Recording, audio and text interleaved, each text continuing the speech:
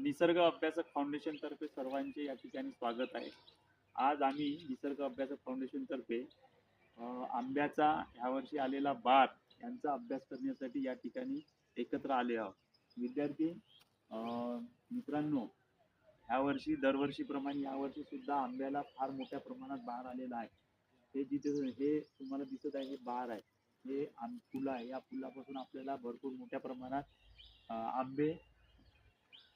आंबे लागताना या ठिकाणी दिसतात आणि हे आंबे यावर्षी फार मोठ्या प्रमाणात लागते याचे संकेत आपल्याला या झाडाला येणारा आंब्याचा बार हा भरपूर मोठ्या प्रमाणात दिसून येत आहे.